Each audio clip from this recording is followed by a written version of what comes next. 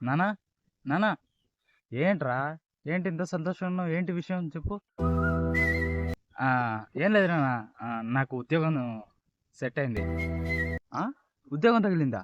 ఆహా, ఎంత శుభవార్త చెప్పినారా. నువ్వు చెప్పేటానికి చేతిలో స్వీట్ కూడా లేదురా పెడదామంటే.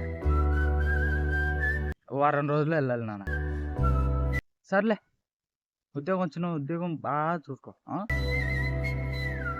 అదే ఏం లేదు నాన్న, ఉద్యోగం తగిలింది కదా, స్టాక్ మార్కెట్లో ఇన్వెస్ట్ చేద్దాం అనుకుంటున్నా. ఏమంటారు నాన్న?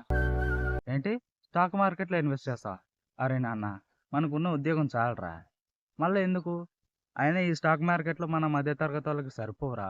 అది ఎంతసేపు ఉన్నా బిజినెస్ మ్యాన్లకు, పెద్ద పెద్ద కోటీశ్వర్లకైనా సరిపోయేది. ఇప్పుడు ఉన్న ఉద్యోగం సర్దిద్దుకో చాలు, చక్కగా చేసుకుంటూ పో.